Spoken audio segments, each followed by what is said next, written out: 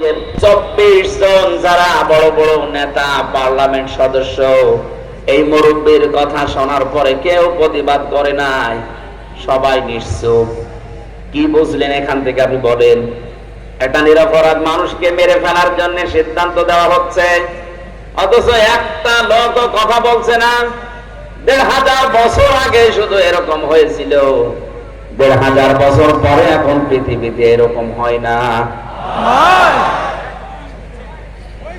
এটা আমি এ দেশের কথা না, পৃথিবীর 228টা রাষ্ট্র আছে, যে কোনো এক দেশের কথা বলছি।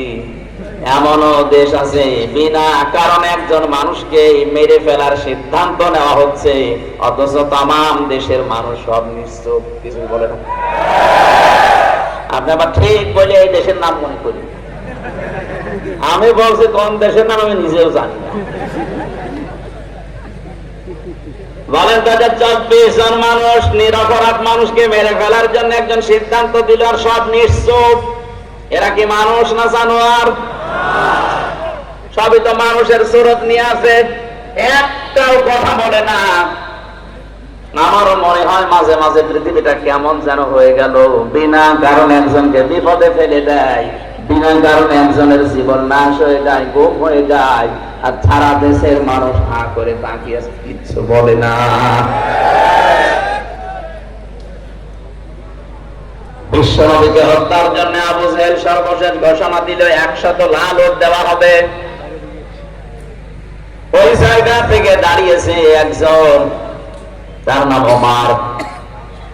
এই লোকটা দাঁড়িয়ে বলে 100 লাল ওট, আমি যাচ্ছি। খোলা দরবারে নিয়ে যাচ্ছিল। আমি ইতিহাস বলার জন্য এখানে বসি নাই, ঐতিহাসিক প্রেক্ষাপটটা বললাম। শেষ পর্যন্ত নিজে মুসলমান হয়ে গেছে। বাকি যে 24 জন ওখানে বসেছিল, ওই যে মুরব্বী এবার সিদ্ধান্ত নিয়েছে, যাকে পাঠালে সে তো ফেল করেছে, কাজ করো, ওভাবে হবে না। এই 24 জনের ভেতর থেকে এক একজন গোত্র থেকে, এক একজনের বংশ থেকে এক একজন যুবককে রেডি করো, সবাইকে পাঠিয়ে দাও মোহাম্মদের ঘরে আজ রাতের বেলা। 24 জন মিলে মারবে, তাহলে কেউ কারো উপরে দোষ চাপাতে পারবে না। আজ পৃথিবীতে ইমানদারদের বিপদে ফেলার জন্য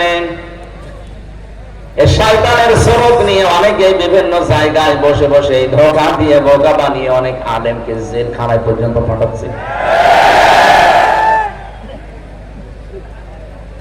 যারা দায়িত্বে আছে ওদের অত দায় পড়ে নাই যে আমির হামজাকে 3 বছর জেলে রাখা লাগবে না।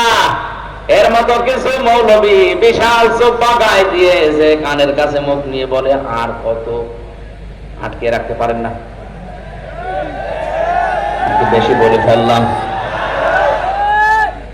শেষ পর্যন্ত ওরা 24 জন মিলে রাসূলুল্লাহর ঘরের চারিদিকে দাঁড়িয়ে আছে। প্রতিটি কথা থেকে আপনি দেখবেন একটা একটা করে শিক্ষা আমি নিয়ে আসবো ইনশাআল্লাহ। চারিদিকে ওরা দাঁড়িয়ে আছে, মুহাম্মদুর রাসূলুল্লাহ।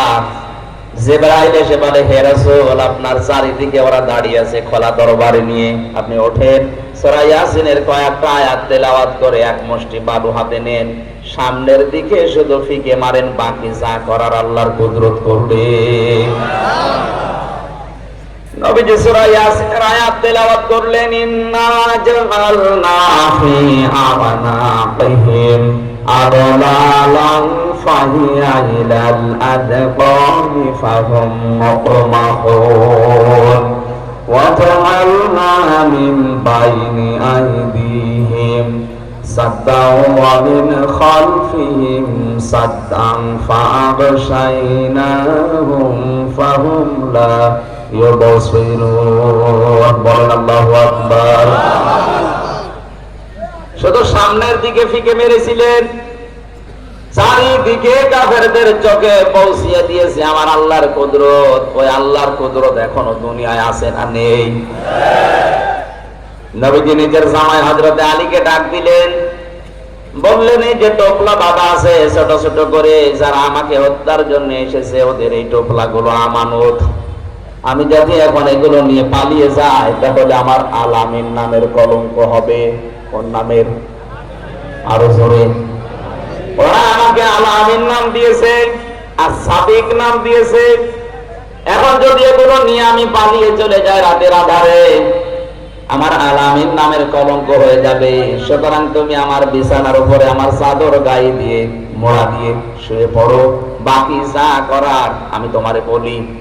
চাদরটা সামনের দিকে একটু মোড় দিয়ে রাখবা, পা দিয়ে পেছনে আটকিয়ে রাখবা। 3 দিন পরে মদিনায় আমার সাথে দেখা করবা। আর এখানে যে কয়টা পুতলা আছে প্রত্যেকের নাম লেখা আছে, ঠিকানা দেওয়া আছে। সকালবেলা তার বাড়িতে